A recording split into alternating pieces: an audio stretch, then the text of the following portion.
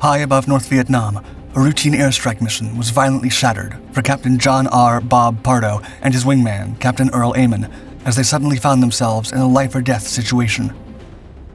Engulfed in a storm of enemy fire, their F-4 Phantom IIs sustained severe damage from a sudden barrage of anti-aircraft defenses.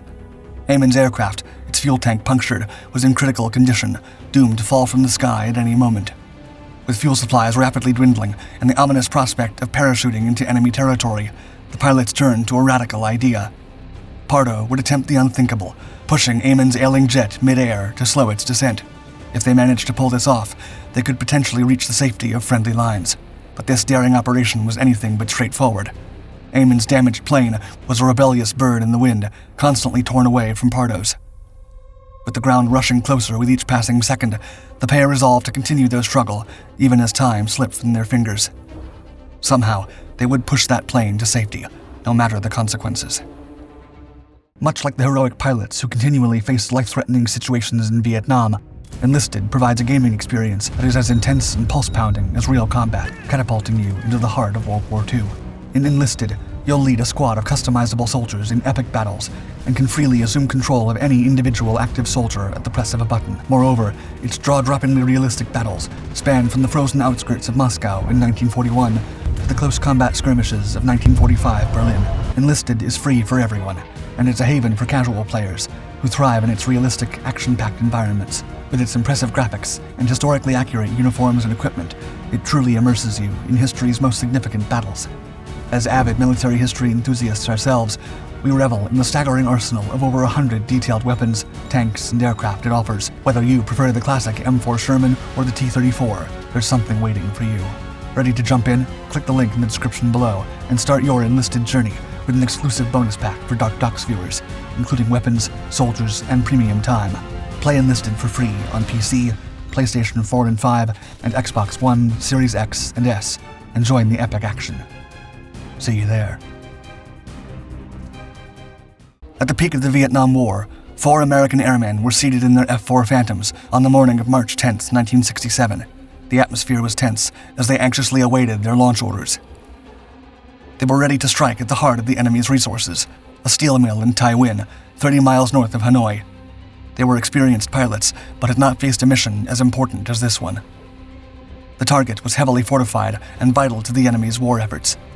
Not only were they tasked with safeguarding the main F-4 and F-105 strike force against North Vietnamese MiGs with their missiles, but if the coast was clear, they were to bomb the mill themselves.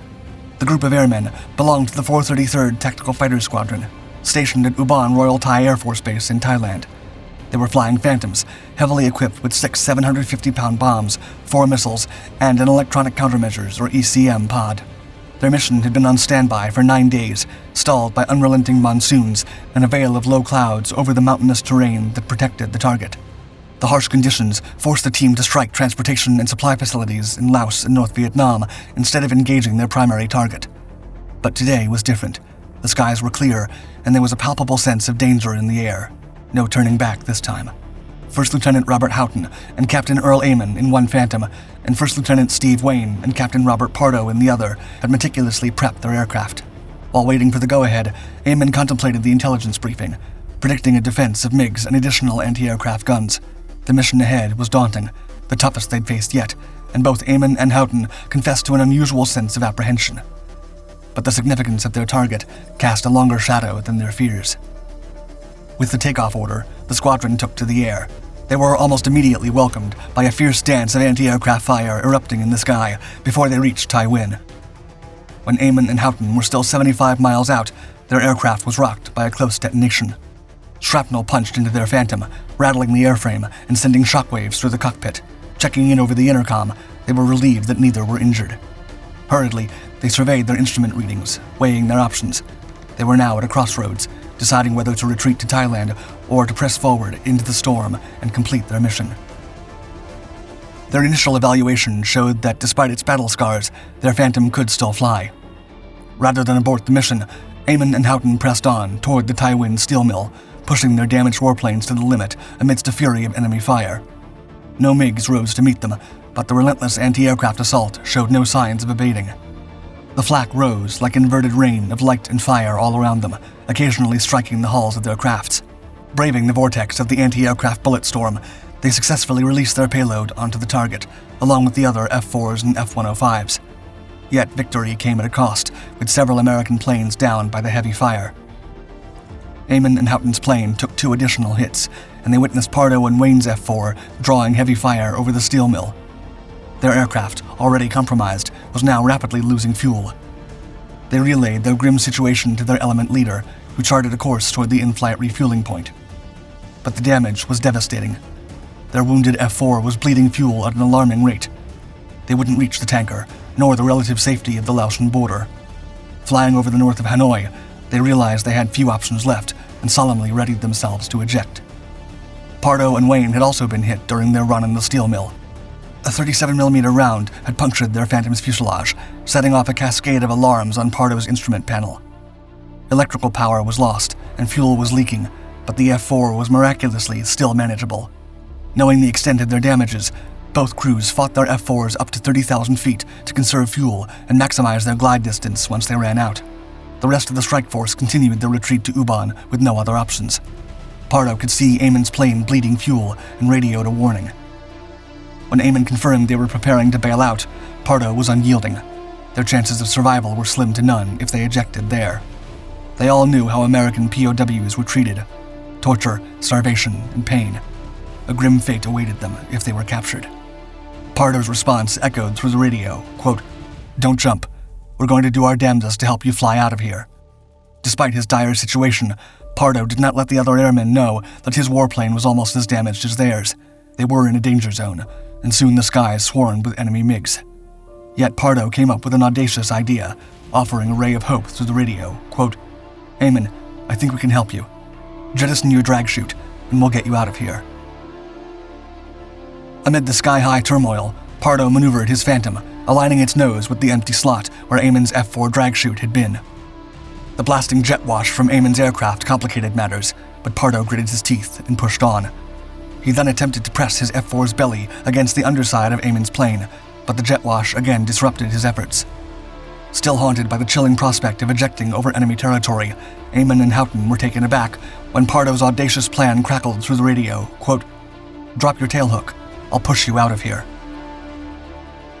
The Phantom was originally created as a military airplane for the U.S. Navy and U.S. Marine Corps. Its robust tailhook allowed it to land on aircraft carriers and make emergency landings on land. Needless to say, it was not designed to push aircraft mid-air. Nevertheless, Aman and Houghton dropped the tailhook, which caused their F-4's tail to swing in the slipstream, making Pardo's task of aligning his windscreen with the tailhook even more challenging. With their fuel nearing exhaustion and their aircraft dropping 3,000 feet every minute, Pardo gingerly pushed his inch-thick windscreen against the tailhook, each contact raising cracks in the glass and potential injury. Despite these terrifying risks, Aman's rate of descent began to slow. As cracks began spiderwebbing across his windscreen, Pardo shifted his tactic, pressing the metal rim where his windscreen met the radome against the tailhook, even in the face of the jet blast from Aman's aircraft. It worked. Aman's descent rate was slashed to 1,500 feet per minute. As Aman's engines began to fail and the jet wash reduced, the precarious connection became somewhat more manageable. Pardo continued to push the ailing plane, with both F-4s running on a single pair of engines. Above hostile territory, Pardo's daring maneuver tripled Aman's glide range and reduced his descent rate to 1,000 feet per minute. Amidst the chaos, Aman and Houghton strived to guide their aircraft southwest toward the relative safety of Laos. Suddenly, a fire warning light flickered on Pardo's console. An internal fire raged in his left engine, its temperature spiking from a normal 600 degrees to a threatening 1,000 degrees Celsius.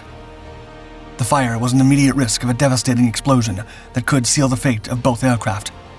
Recognizing the imminent danger, Pardo swiftly shut down the left engine. As their descent rate doubled, Pardo saw the ground drawing closer and closer. In a desperate gamble, he reactivated the problematic left engine. It sparked another warning in less than a minute. Wayne, unable to believe what Pardo was doing, yelled over the intercom, quote, "Our last engine's on fire. We've got to shut it down permanently or risk an explosion." Pardo begrudgingly shut it down again. Clear of enemy artillery, but still within the reach of patrolling MiGs, they managed to maintain their southwestern course. Pardo's plane continued for 10 grueling minutes, using its only operating engine to push Aman's aircraft. Wayne radioed for aerial tankers, hoping they could be towed to safety, but they were in a race against time. Pardo and Wayne had moved Aman and Houghton's crippled plane approximately 58 miles closer to safety. Still, they too were now critically low on fuel. As they rapidly lost altitude, they finally decided there was no other way, and they ejected and radioed their location to rescue crews near the Laos border. They landed in a flat area dotted with bushes near some hills. Rescue aircraft A-1E Sky Raiders and HH-43 Jolly Green Giants were already en route from Thailand, heading towards the estimated landing zones in Laos. Houghton, who had suffered a painful back injury during the high-G ejection, landed amid an armed group of local militiamen. Despite the excruciating pain, he ran through elephant grass and reached a small stream as his pursuers fired at him from a distance. After 40 agonizing minutes, Houghton hid himself near a hilltop with only his radio and revolver. He hoped the U.S. helicopters would find him before his hunters did. Still fighting the pain, Houghton clambered up the hill as the enemy's hunting dogs got close. Out of breath, he found cover in a thicket, preparing for a confrontation. He radioed his and Amon's position to the rescue aircraft and updated them on the enemy's proximity.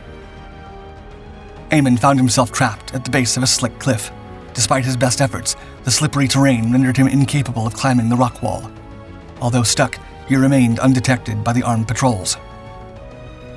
Pardo and Wayne flew south for an additional minute before altering their course northwest towards a U.S. Special Forces camp in Laos, evading a North Vietnamese army base. Their fuel depleted after another 2 minutes, forcing them to eject. Wayne parachuted to a spot northwest of Aman and Houghton.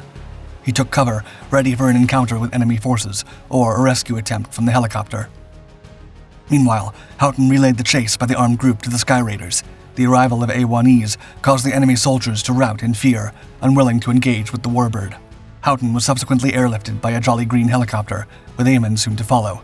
Wayne, positioned a bit further northwest, was also rescued soon after. Pardo, having ejected last, landed even further northwest and was knocked unconscious. Upon regaining consciousness, he found himself amid a harrowing soundscape of gunshots and shouting. He quickly radioed the Sky Raiders, requesting a strafing run on the nearby hillside. With the A-1Es engaging the enemy troops, Pardo made a painful but necessary escape uphill.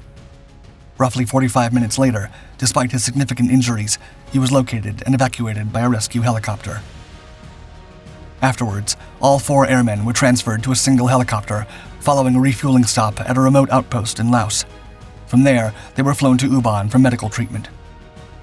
In an ironic twist, Pardo faced a stern reprimand from the U.S. Air Force leadership due to losing his F-4, as the higher-ups were sensitive about combat losses. However, in 1989, the Air Force re-evaluated the situation, and the 4 airmen received belated recognition. Aman and Houghton were awarded Silver Stars for their endurance under extreme duress. Pardo and Wayne also received Silver Stars for their audacious actions. This extraordinary feat became known as Pardo's Push, and to this day stands as one of the most exceptional instances of airmanship in the history of combat aircraft. Get ready to experience the intensity of battle with Enlisted. By clicking on the link in the description below, you're not only receiving free bonus content, but also supporting our channel. See you at the front.